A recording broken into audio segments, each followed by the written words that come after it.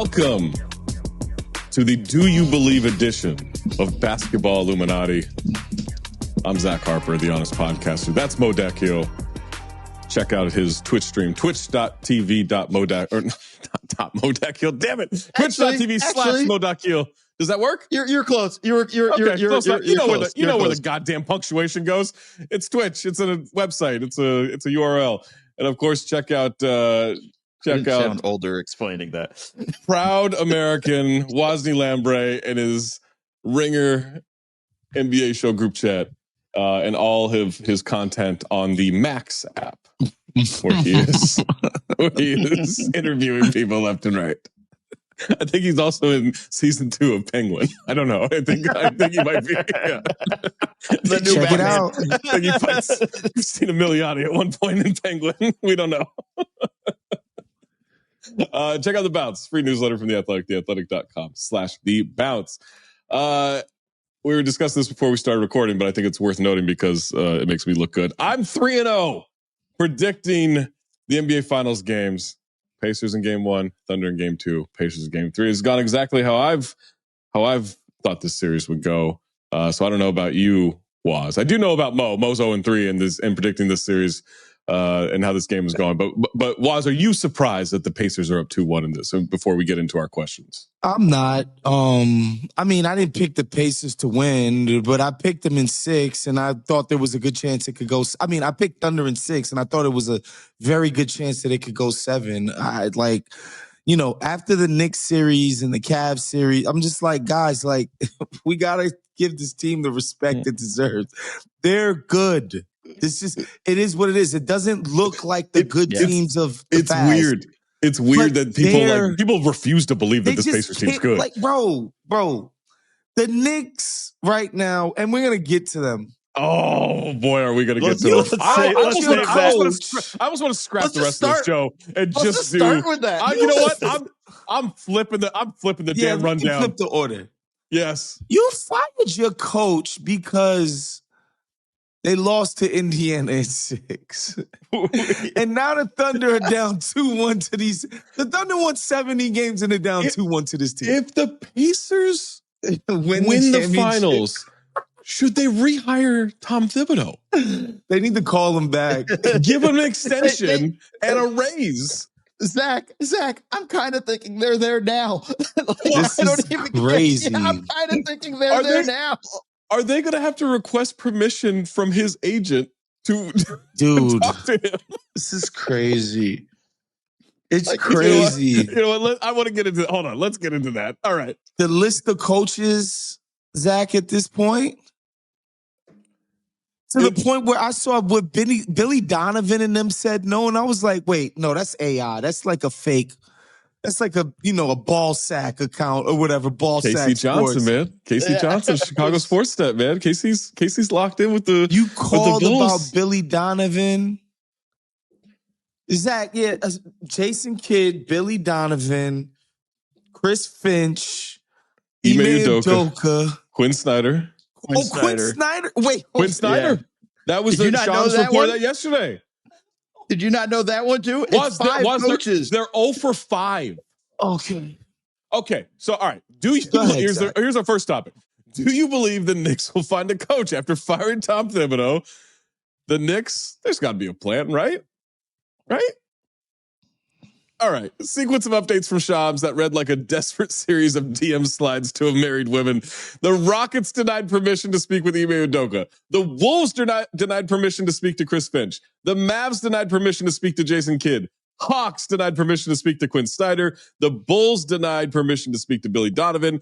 Even Jay Wright declined to make the Villanova Knicks a reality. Remember, even Rick fucking Pitino, the 15-second man himself, I mean, of course, he was the first one to get out of there, but he was the first one to say, I don't want to do this. Well, I don't. Let's be fair there about the Pitino one. That was him saying, they didn't even bother. They're like, but Mo, of course, he came first to say that he's not going to. Oh, God. No, that's not okay. That's the line, was. That's the line that we can't. Clip it, Mace. That's not okay. All right, I'm the bad guy. But just a quick This is a tangent man in his 70s or 60s. You can't expect that level of stamina anymore. Do we have a Blue Chew sponsorship? We got to get one of those. a quick tangent though. When I was working at USC under Henry Bibby, Lakers fired Phil Jackson like the first time or something like that. And then all of a sudden I read an article where like Henry Bibby's name is in there in the running for this. And I'm like, did y'all not see the season we just had? Like there's no fucking way. And then it's like, and then somebody explained to me going like, no, his agent put his name in there. Basically. Yeah, of course, yeah. So, and then he got fired the next year. So of the people who don't have a job and don't need permission, we still have Michael Malone and James Borrego and Taylor Jenkins, and I don't even remember who else is on the list. But you've got some coaches that they could just go talk to. Johnny Bryant, like there's some guys, right? Mike Brown, but they seem intent on sliding into the DMs of Marywood. Like I made this analogy yesterday where I said this is like breaking up with your girlfriend and then sliding into Eva Mendes mentions, be like, "Hey, I know you've got a good thing with Ryan Gosling going, but like, what? Maybe me. This is so stupid and such amateur hour. Like you would."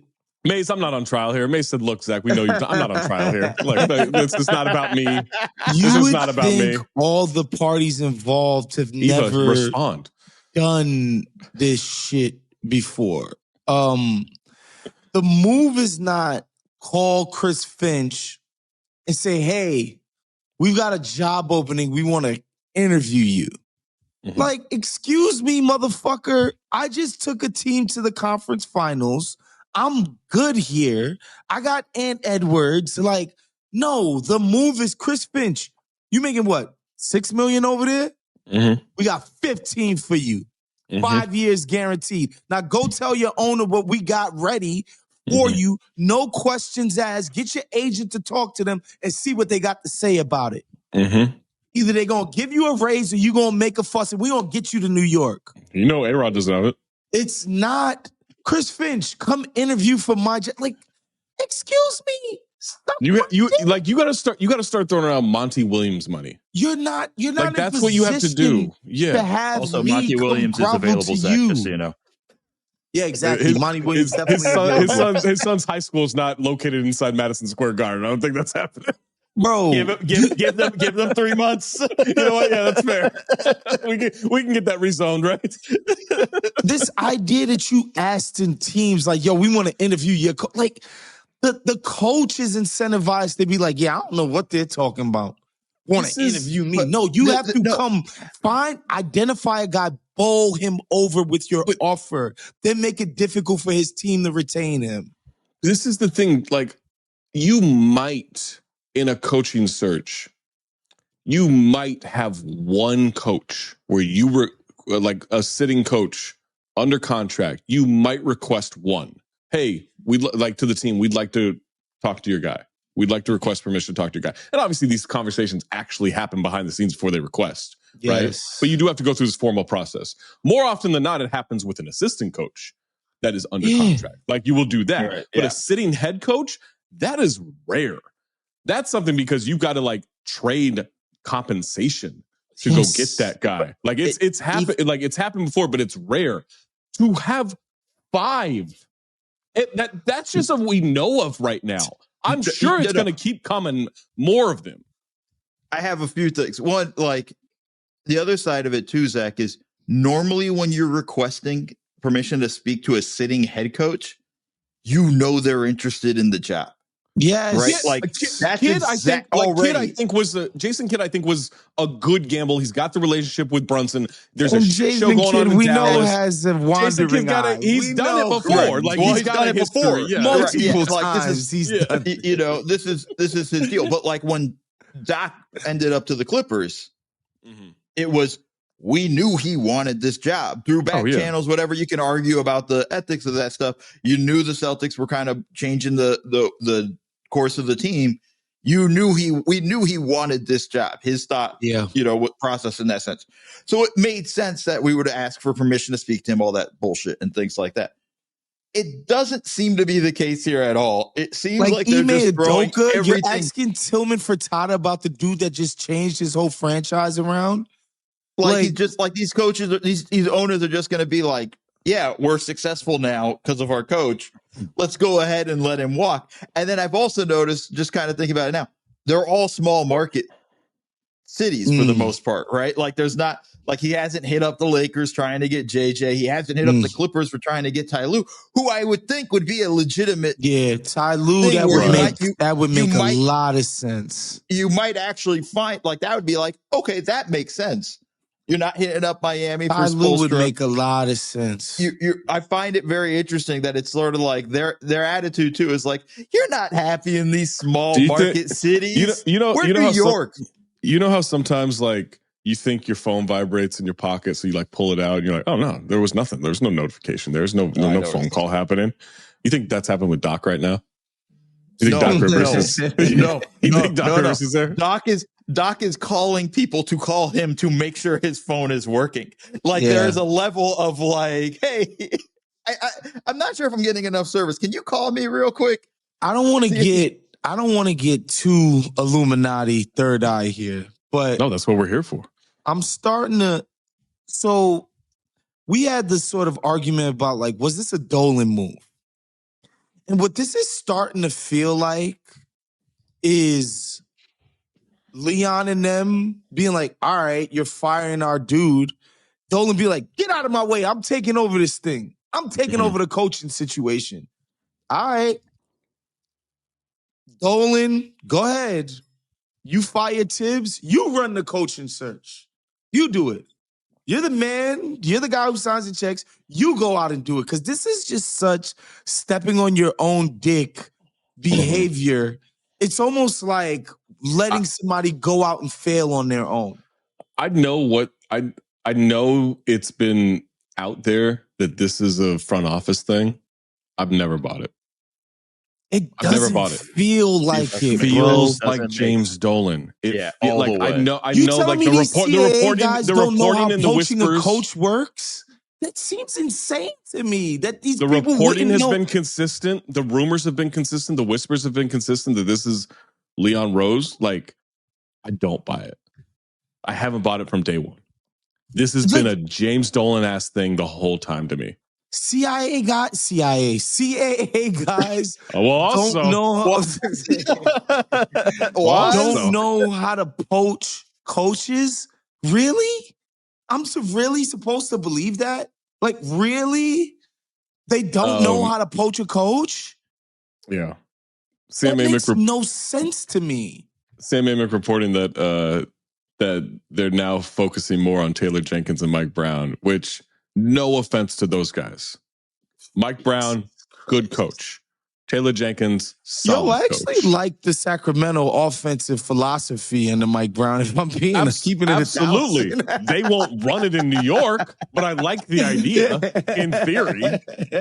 They're not going to run that in any fucking way. Jalen Brunson's not running that shit. They're not running. Like, they're not doing that. They're walking that shit up. Like, that's what they're doing. Because we saw what happened when they were running. They got run out of the gym by Indiana. Like, that's not a good idea. But I think those are like Mike Brown. That's a good coach.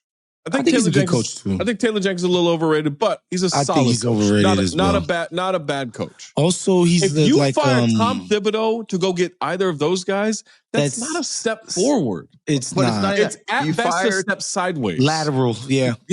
You fire Tom Thibodeau after going to the conference finals. Yeah. Losing to the team that's up 2-1. Yeah. The last fucking time you made it, goddamn Millennium was out.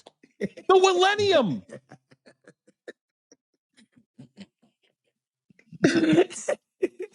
Getting jiggy with it. Shit. May says we're still in the Millennium. Yeah, he's right. That's my bad. We are still in the Millennium. The Pacers, when they went to the finals, played the Knicks in the conference finals. Yeah. In 2000. Yeah.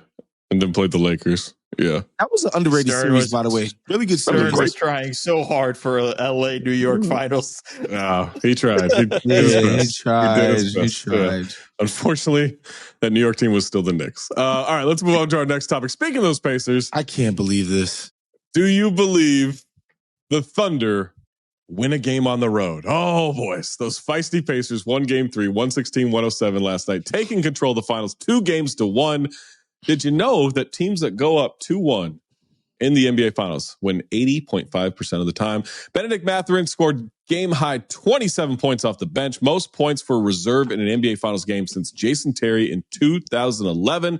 TJ McConnell, the first 10-point, 5 assists, 5 steal game off the bench in Finals history. Weird stat.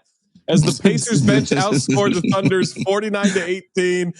Hallie had 22, 9, 11. Meanwhile, the Thunder had a postseason high 19 turnovers. But in a similar situation, down 2-1 against the Nuggets in round 2, they did pretty well. Responded with a game 4 victory, 1-7. So, Mo, do you believe the Thunder can get this one on the road in game 4 Friday night? I do believe, Zach. I do believe. I believe they'll get this one on Friday Mo is night. pretending to have confidence in this pick, y'all. He ain't got it. No, I actually do think this is. They've been here before. They were here against Denver, down 2-1 on the road, and everybody was shocked that they were losing to this Denver team, and the way that kind of played out. I wasn't shocked, but yeah. Okay, well, they lost game 1 in a very shocking fashion, in that they blew that game. And then it's very similar to the way this series has kind of played out so far. I think they're going to come out in game 4. They're not going to have as many turnovers. Like, come on, man. Like that 19 turnovers for 21 points, for the Pacers. Young teams make mistakes. Yeah, but I know McConnell with the 5 steals, 3 in the backcourt, by the way, which is phenomenal. I don't know. After the second one, you might want to be more careful when you're inbounding the ball after a made bucket. But Mo, that's one of his signature moves. That's like the McConnell. Hold on. To be fair, it's a lot of white faces back there in that background. He blends in. Confusing. He sneaks up They're on all you. wearing yellow. They're all yellow. About that height, I'm not wrong, Waz. It's a lot of white faces. But Waz, that's also in the scouting report, right? Oh, yeah. That's something you're writing in the regular season scouting report. Yeah. Hey, watch out for TJ when you're inbounding the ball when he's in the game. He's an asshole. Like, it's basically the legitimate of like. I think in the scouting report, it's like, imagine if Jose Alvarado was good. I think that's what it says. Like, right. Yeah. So I think I just don't see that being replicated again. Because when you look at it, the Thunder shot the ball well. They shot it well from 3. They shot it well from, they out rebounded the Pacers. This is the first game in the series where the team that won the rebounding battle lost. Like, they actually did all right. Like, I think they're going to win game 4. I think they'll win game 4, but it's not going to be a situation where they come out and blow anybody's doors off. It's going to be a battle. It's not going to be like game 2 where it's like season is literally on the line. Indy's like, we got the split, it was just low execution game from Indy. I think Indy, that home crowd is insanity. Just an amazing home crowd. But I think Mo is a little bit underselling Indy's role in forcing those turnovers. I think the way that Thunder played in the fourth quarter, that was a team that was mentally and physically tired. They're just tired. I think Indiana makes you use your mind on every single possession of the game. And that's before we get into having to get back every single time and be super mindful of the transition game. They're just not predictable. Like at a certain point, if you're guarding Hartenstein on a certain possession, you're like, I know what's generally going to happen. I don't have to pay super close attention. Fucking Neesmith catches the ball on the corner. He's a threat to do a Klay Thompson, no elbow down, just catch it and fire it automatically, or drive, or that's insane, bruh. It's Neesmith. Why am I panicking when Neesmith has the ball? That's why I think, we got to give them credit for even on offense, where, yeah, that shit looked cute in the beginning of the game, but like setting a screen with Alex Caruso's man and just bringing extra help to Shea on a pick and roll, I think that's a bad move. Like Alex Caruso's not a real threat. Like, all right, go ahead, pick and pop. I feel like I could get back to that damn pick and pop. Like, you made some shots. You're not going to do it 2 games in a row. Yeah, you're not doing that 2 games in a row. They At were a certain totally point, I'm just yeah. like, yo, get out of Shea's way, man. Let him do it on his own. I know this is like a hot take. I think Shea needs to shoot 30 times a game. I really do. I think that plays in the Pacers' hands. I think even in game 1, he might have shot like 29. Like, I'm like, bruh, more. Yeah. It plays in the Pacers' hands. Zach's been saying it too. Eat the points from Shea. Don't let him dime out everybody. That's what hurt them in game 2. But I think his usage rate just needs to be insane. Like he can shoot 30 times and he's got to pass 15, 20 times, right? Like he's got to you got to find that. Yeah. It can't be. It can't be allow these other guys to do anything. Yeah, it can't be. I'm talking about on the Thunder side. We gotta let the MVP be MVP. We talked about the passing in the pregame shows for the NBA app, right? So going into this series, the Thunder averaged 49 potential assists a game, right? Averaged 49 potential assists a game, and they passed it like, I don't know. I think the stat was like 256 times a game. Game 1, they passed it 207 times. They had 38 potential assists. Game 2, it pumps up to 43 potential assists. They passed like 230 something times. So you see improvement there, but still not back to what it was. Game 3, 29 potential assists. They did not move the fucking ball. 29? That's 29 potential assists. That's how you lose. That's crazy. That's a crazy low number. I couldn't believe that. I had to like double check this morning that number was real. Some of that's turnovers, but some of that's also them. Some of that's also just them. Hey, it's on us. Every time they got it, it was. I think where you're right is you need to rein in who's driving, who's attacking. You don't need. Well, they only have 2 ball handlers on the team. There's 2 guys on the entire roster. Problem is 5 of them think they should be doing it, right? You're right, Pacers, but that's where I think the problem is. Off the dribble is Hallie, it's Nembhard, it's McConnell, it's Siakam, it's Mathurin. Like, they got dudes that credibly, like, no, I could take somebody off the dribble, go to the rack, do a certain thing. The Thunder have 2. Mo, to your point, I know some of that was turnovers, and I know these are very different teams and very different styles, but game 1, all those turnovers Indiana had, they still had 47 potential assists. You can turn the ball over and move it, right? And I know those are 2 very different offensive styles and everything, and 2 very different league guards. So I don't want to just pretend that happens in a vacuum, but like 29? 29 crazy. Here's a crazy low number. I kind of disagree with you. I think Shea being a threat to score is the only way the Pacers are going to send a compromising type of help defense. He just has to beat guys one-on-one and make the defense understand, no, I'm going to score every time, draw a bunch of fouls, get to my foul line shot. He's got to create the offense in order to get the defense in rotation to be like, you know what? Maybe we got to blitz them. Maybe we got to do this. And they did blitz a few times in the 4th quarter, but they were so comfortable with that nonsense guard pick and roll, where there was a few times where he did swing the rock and it was like, nah, this ain't it. But the thing that I'm saying is don't send help. Don't rotate. You say the Pacers shouldn't send help. I think Shea has to force them to do it. Yeah, you have to break their will. Yeah, you have to break their will. In that sense. And I think I think that's been the game plan for the most part. I think taking 19 shots is not going to force it. Yeah, I do think Waz is right in the sense that there is a certain point where I do think you can break that team. There is a mental part of it where, yes, Indiana is very disciplined and they had a good game plan and everything, but there's a certain part where you keep lighting dudes up. Yeah, if you will start possessions in a row, you will start they're gonna change it up. Yeah, but even then, that's what hurt them in game 2. They tried to do both, and it killed them. For sure. I think that's really and that's why the ball was able to fly the way it was and things like that. Yeah. But here's the other thing. Man, like, really, we're going to do the whole thing with Hartenstein just playing 18 minutes again? Like, we're going to do this whole thing? Like, he's your best rebounder. He's one of your better passers when he gets the ball on the short ball. You're this stuff, and we're just going to continue to just, like, Dagnall's getting his ass kicked by Carlisle. He's getting smoked. He's dug into this dumbass, I'm starting Case and Wallace. I know what, like, he's dug into it, man. He needs to be more flexible. You can't be scared of a Pascal Siakam, Miles Turner front court. No offense to them. They're 2 wins away from a goddamn championship. But you can't be afraid of that with your front court. Yeah, but that's the thing, though, Zach. I think it's the opposite. I think they have no respect for the front court.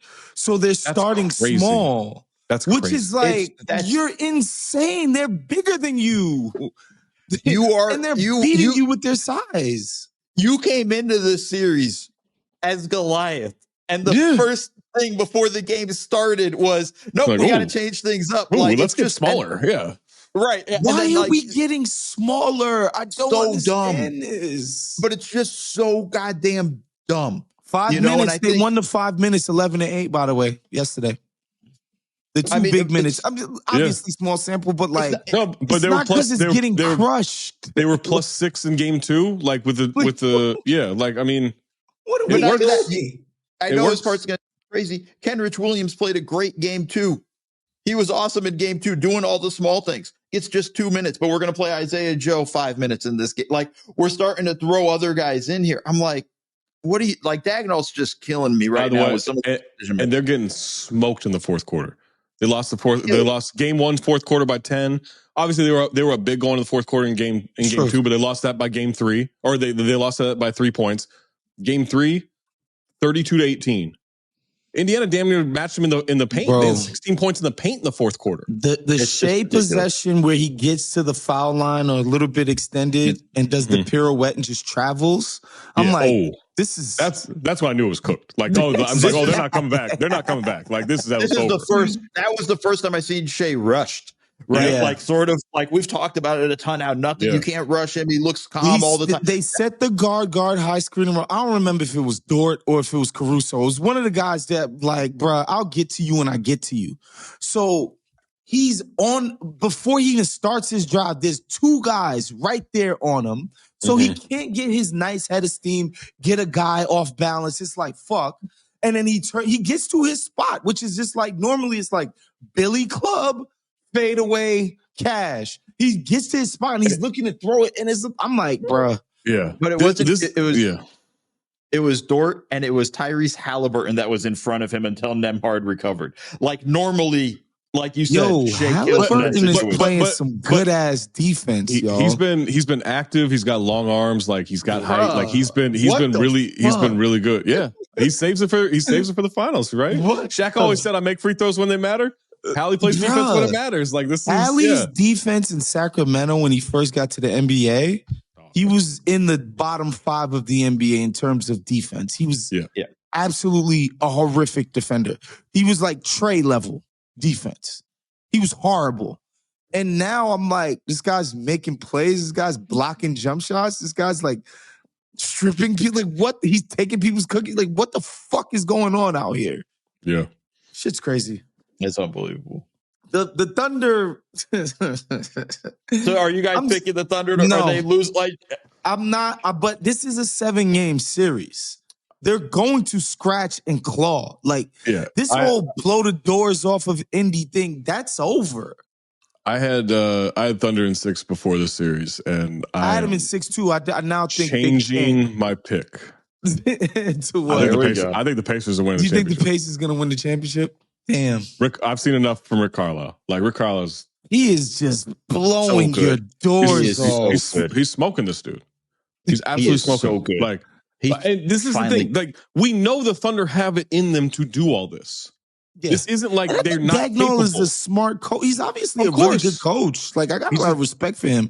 I think he's just overdoing it right now. And I get it. What I'm about to say, this guy won a championship, but he's Mazzuling the fuck out of this thing right now. He's getting too cute. Just do what works. Yeah. Do what works, and you will win the championship. Too smart for his own good. Yeah, he's overthinking. Like, he's outthinking himself. Like just do what works. Like, you're the better team. You have the better tactics. You have all this stuff. Just do what works. Those Who 8 wants days, to win the next man. 3? Those 8 days, he just sat there and kept looking at the film over and over and over again, and then created a problem or saw a small problem and made it a big one. I think right off the bat. Hartenstein, I just don't understand. Like, he's your prize acquisition. You know, if they go back to playing 2 bigs and starting that, like, I will believe the Thunder. I'll stick with my Thunder pick. So I'm going to see what their starting lineup is to start Game 4. If it's the same shit with Case and Wallace, I'm going Pacers in 6. Like, I understand Indiana's 5-out component is hard to. It's a problem. It's a nuisance to deal with. Yeah. And they're good. 5-out while also not being small. They're 5-out while being big, while still being physical as fuck. Like, you know, Siakam, not just physical. Like, he's a physical offensive player. Nembhard is offensively physical. Nesmith, like, forget about it, right? Like, I get it. It's difficult to deal with. The answer isn't, he's more worried about the 5-out than the physicality, which I think is a mistake. Like, Indy's not like the Celtics who are dying to get up 50 million threes. Yeah. Indy wants to punish you. They want the ball in the paint. This is the misconception. Like, big guys they're not a team that just jacks up threes. They get into the paint constantly. Put your big guys in the game, man. Yeah. Please. Hey, speaking of big guys, do you guys believe Kevin Durant ends up in his preferred destination of San Antonio? Multiple reports have stated that sources indicated Durant wants to end up a Spur. Teams that have expressed interest in Durant are the Houston Rockets, San Antonio Spurs, Miami Heat, Minnesota Timberwolves, and New York Knicks. He turns 37 in September and has a contract next season for $54.7 million. Once he's traded, Durant will be eligible to sign a 2-year deal, a 2-year extension on July 6th, worth as much as $122 million. The old Jimmy Butler Warriors contract.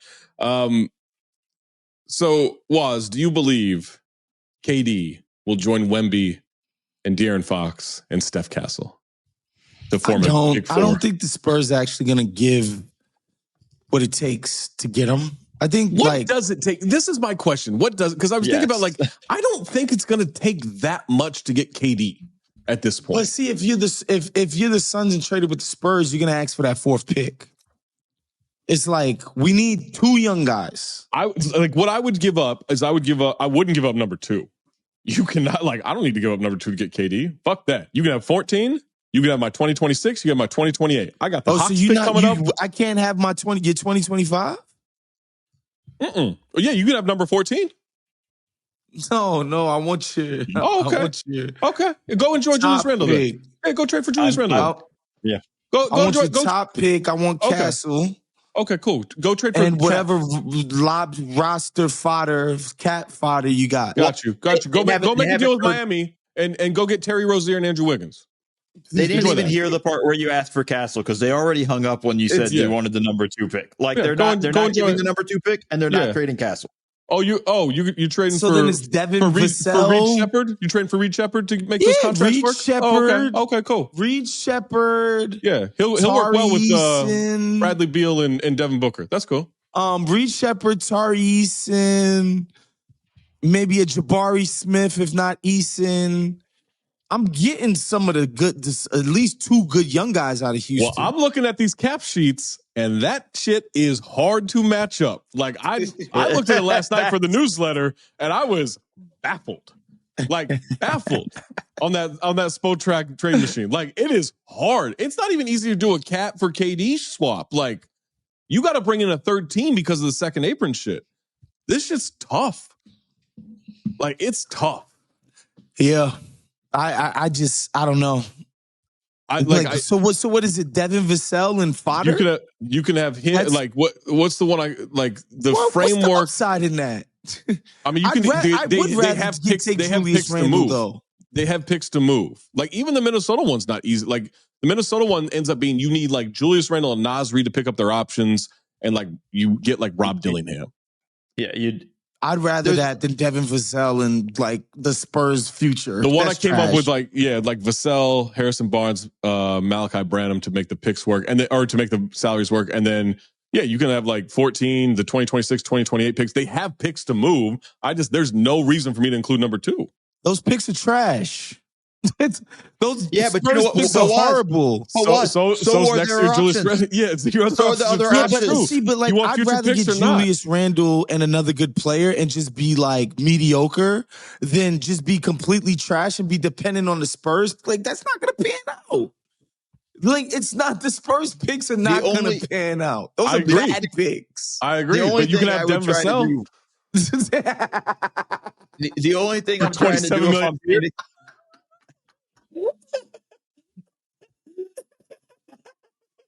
so bad. He's teammates with a gold medalist, Elder Johnson. Come on now. The way you said Devin Vassell, I'm like, Zach can't even say that with his chest. Devin Vassell. Like, what are we doing? Get out of here with that. Yeah, I don't know. The only thing, honestly, if you're Phoenix, the only thing I'm trying to do with the KD trade is get my picks back. That's it. Houston, I would take a bad deal just to get my picks back. Just to get my picks back, just so I can control us being bad. Yeah, because what was the Houston one? Like, to make the contracts work, there was like Jalen Green, which they don't need. Like, okay, you're going to play him with fucking Booker and Beal? Like, that doesn't make sense. Spin him off. You could try to spin him off later. Like, it's Reed Shepherd and Jock Landale. I'm still a Reed Shepherd guy, by the way. I think he's going to be great in China. Jimmer 2.0, man. I'm still a Reed guy. Yeah, no, I mean, if your best quality is shooting and you can't shoot, I think that's good at the NBA level. He shot what, like 30% this year? That's dead eye. I think that's great. You will rue the day that you doubted Reed Shepherd. BYU fans told me the same thing in 2011. I was going to rue the day. Who says rue the day? BYU fans do. Waz and people in Provo. That's what a weird sort of weird night. Through the day. Was. Yeah. What a weird one. Would have never guessed that one. No, I mean, I don't know. That's the weird thing, is like trying to figure out what the KD trade package is, because he is 37. He has missed a bunch of games since that Achilles injury, which of course he has. Like, that's like, he did have a healthy year 2 years ago. He only missed 7 games 2 years ago. He's great when he plays. I just don't know if you can get him to the playoffs. And that's the thing with like the Knicks idea. Let's say you can make an easy move of like, you get the third team, you get the contracts to work, and it is like Cat for Durant, right? And Phoenix is happy about that. They get to put Cat with Booker, they're best friends. Like, this whole thing works, right? All right, cool. So now you got to rely on Mitchell Robinson being healthy as your big man all the time. That's tough. Like, look, I get it. You've got OG, you've got Bridges, you've got Jalen, you've got KD. Like, that's a fearsome foursome right there. But now I got to rely on Mitchell Robinson being healthy all the time. And I got to rely on Mitch KD Robinson was excellent in the playoffs. I will say that. If he's healthy, I'm in. When he plays, he's good, but I just think if he's healthy, I'm in. Idea. But that's, man. So I don't think the Spurs do it because they don't want to sign the contract extension. I think that's the also. Like, why am I bringing KD into this? But I think the team that I think makes most sense is actually Miami. I don't know what the package looks like. I don't know if it's going to be any good. This is picking between trash and trash. But with as bad as the Eastern Conference is going to be next year, if you demanded, if they could get, I don't think they could. I think Miami hangs up the phone. But if you could get Khalil Ware, I'd do it. I wouldn't care I wouldn't care what the rest of the trade package was. I would get it. I also, if I'm Miami, I'd hang up the phone. No, you can have Jaquez. You have Jaquez and trade fodder to. You can have Jaquez. Jaquez didn't even play this year. He couldn't. Exactly, he was DNP this year. I'll throw you a Jovic. That sounds like Jokic. You're getting closer in the ballpark. Yeah. Can I get Yeah, you can have Terry Rozier. He's under investigation. My God, Davion Mitchell. No, you can't have Davion Mitchell. You kidding me? Fuck out of here. It's pretty good. Yeah, they picked him over Dennis Schroeder. That's the newest heat. That's the newest heat reclamation project. Woz, you can't have that. Okay, yeah. You can have Duncan Robinson. You ever seen him? If I'm the Spurs, I'm not ruining my juju to bring KD in. I don't understand that move at all. I get it. That's what's his name's hero. Yeah. And all of that. And like, in a perfect world, KD would go there and just be like, literally a third option. Let the team develop around what Fox and Wemby can develop together, develop a beautiful two-man game together. And KD sort of slide into that, be a movement guy, be a great screen setter, be like a good piece. And then we just whip out the KD shit when it's like absolutely needed to add that dimension. I just don't see KD doing that. I don't know. I don't see KD fulfilling a role. He's too good at this point to do that. But I don't know that's what you need. I don't know. But also, like, they weren't very, I mean, they were okay last year. Like, maybe you do need to kind of shock the system and have it be more around him. Be careful meeting your heroes. I know that's your guy. Yeah. Like, just be careful meeting your heroes. At the same time, I don't think that would affect Anthony Edwards. No. Anthony Edwards is on a different level. He is a special personality, bro. He's a special. I think I worry about KD more than I worry about Ant.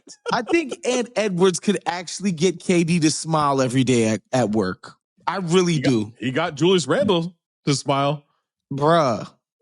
It's crazy. It's like that's the Minnesota one is the one I'm least worried about.